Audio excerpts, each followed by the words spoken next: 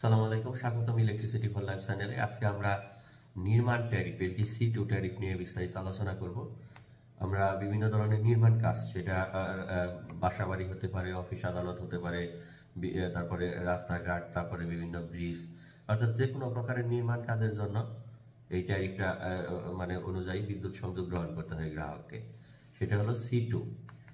এই নির্মাণ ট্যারিফ বিষয়ে যে প্রজ্ঞাপনে যেটা লেখা আছে যে LT-C2 নির্মাণ ট্যারিফ 80 কিলোওয়াট পর্যন্ত অনুমোদিত লোডের সকল নির্মাণ কাজে, যেমন আবাসন, বাণিজ্যিক ও শিল্প স্থাপনা, ব্রিজ, ফ্লাইওভার, বিদ্যুৎ কেন্দ্র ইত্যাদি বিদ্যুৎ ব্যবহারের LT-C2 গ্রাহক শ্রেণীর অন্তর্ভুক্ত হইবেন। তারপরে নির্মাণ কাজ সমাপ্তির নির্ধারিত প্রক্রিয়ায় নির্মাণ সংযোগ প্রযোজ্য ক্ষেত্রে গ্রাহক যথাযথ শ্রেণীতে রূপান্তরিত হইবে।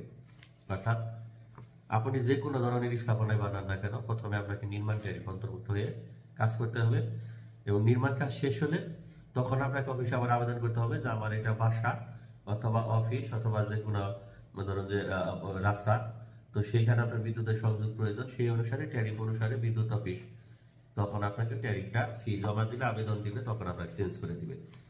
সবার জন্য নির্মাণে একই ট্যারিফ LT-C2। এখন যখন আপনার বাসা কমপ্লিট হয়ে যাবে তখন আপনি আবেদন করলে এটা LT-A হবে, আবাসিক। তারপরে অফিসে যদি হয় তার জন্য এটা LT-E হবে।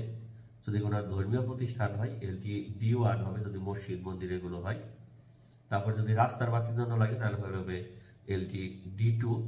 আবার যদি এটা অটো গ্যারেজ হয়, ব্যাটারি চার্জিং স্টেশন, তাহলে এটা D3 হবে। এভাবে ট্যারিফ ডিভাইডেড হয়ে আসবে। এখন C2-র জন্য ট্যারিফ রেটটা নিয়ে যদি আমরা আলোচনা করি যে C2-তে আসলে ট্যারিফের মূল্য তালিকা কথা, এটা অনেকে জানতে চাই। এটা আমরা স্ক্রিনে দিয়ে দিচ্ছি এবং এখানে একটু দেখতে হবে যে LT-C2 নির্মাণের প্রত্যেক ইউনিটের মূল্য 15 টাকা 15 পয়সা। এটা ফিক্সড রেট, যত ইউনিট ব্যবহার করেন এত দিয়ে গুণগুলোই হবে। এর সাথে ভ্যাট হিসাব করতে হবে 5%, আর যদি মিটার ভাড়া থাকে সেই হিসাবে মিটার ভাড়া। আর হলো ডিমান্ড চার্জটা অত্যাধিক বলা যায় যে 120 টাকা করে।